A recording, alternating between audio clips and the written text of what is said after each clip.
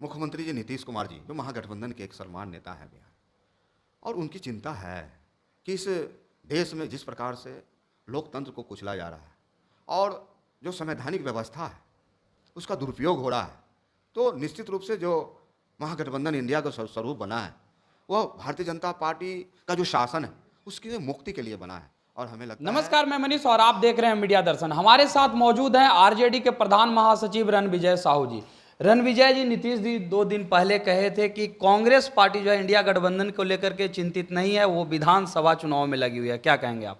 देखिए, माननीय मुख्यमंत्री जी नीतीश कुमार जी जो महागठबंधन के एक सर्वमान्य नेता हैं बिहार, और उनकी चिंता है कि इस देश में जिस प्रकार से लोकतंत्र को कुचला जा रहा है और जो संवैधानिक व्यवस्था है उसका दुरुपयोग हो रहा है, तो निश्चित रूप से जो महागठबंधन इंडिया का स्वरूप बना है वह भारतीय जनता पार्टी का जो शासन है उसकी मुक्ति के लिए बना है। और हमें लगता है कि तमाम लोगों का, बिहार और देश के लोगों का एक ही सोच है कि इस देश से भाजपा का खात्मा कैसे हो। और हमें लगता है कि 5 राज्यों में जिस प्रकार से चुनाव का जो संदेश लोगों में है, पूरे देश से भारतीय जनता पार्टी और एनडीए का सफाया होना तय है। विजय सिन्हा का एक बयान आया, उन्होंने कहा कि नीतीश कुमार का जो महत्वाकांक्षा है वो पूरी होती नहीं दिख रही है, इसलिए चिंतित हैं और कांग्रेस को लेकर के आरोप लगा रहे हैं। देखिए, भारतीय जनता पार्टी के तमाम नेताओं का बोलने का अधिकार नहीं है।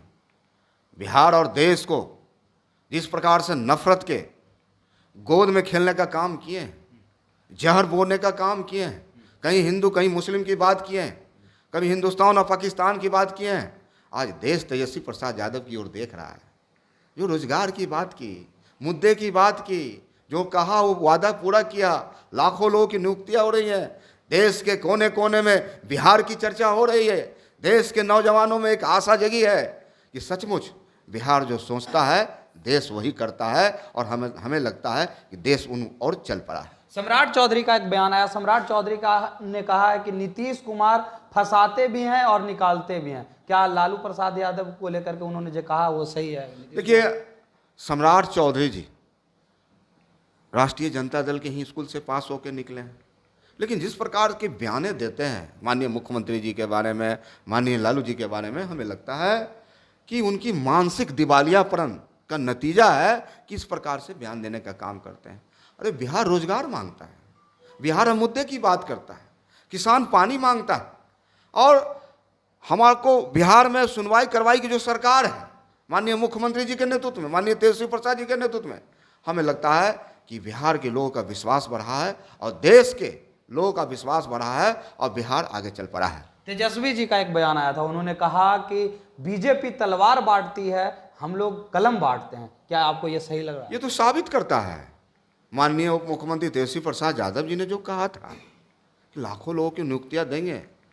आज जो पूरे देश भर में और बिहार में जो माहौल बना है, आज जो हमारे भविष्य हैं बच्चों को पढ़ाने के लिए, आज ऐतिहासिक काम हुआ, लाखों लोगों की नियुक्तियां मिली, कलम बांटा गया, और भारतीय जनता पार्टी के नेता तलवार बांटने का काम करते हैं, तो नफरत फैलाते हैं लोगों के बीच, भाई भाई में दंगा करवाने का काम करते हैं और धर्म के नाम पर राजनीति करना चाहते हैं।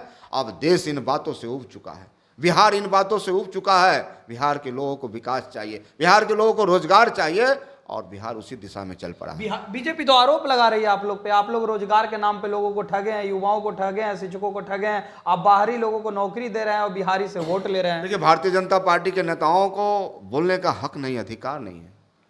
उन्होंने उन नौजवानों को ठगा है, उन गरीबों को ठगा है जिसके माँ ने सपना देखा था कि मेरे बेटे को रोजगार मिलेगा, मेरा बेटा पढ़ा है उसको सरकारी नौकरियां मिलेगी, लेकिन भारतीय जनता पार्टी के लोगों ने कहा कि मैं 2 करोड़ नौजवानों को रोजगार देने का काम करूंगा। आज 10 वर्ष होने वाले हैं, कहाँ गए मेरे अच्छे दिन, कहाँ गए हमारे वह महंगाई, कहाँ गए विशेष राज्य का दर्जा? बिहार पूछता है। आज अमित शाह आए हैं, बिहार आए हैं, मुजफ्फरपुर आए हैं, उत्तर बिहार आए हैं। आज वहाँ के नौजवान पूछता है, किसान पूछता है, युवा पूछता है कि कहाँ गए हमारे वो दिन जिसके आपने सपने दिखाए थे। इसलिए लोगों ने मन बनाया है कि 2024 में तमाम विपक्षी एकता ताकत होके भारतीय जनता पार्टी और एनडीए को इस देश से और बिहार से विदा करना है।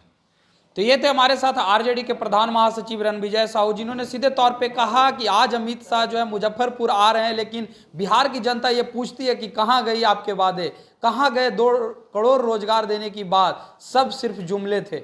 इस तरह के तमाम अपडेट के लिए देखते रहे मीडिया दर्शन। धन्यवाद।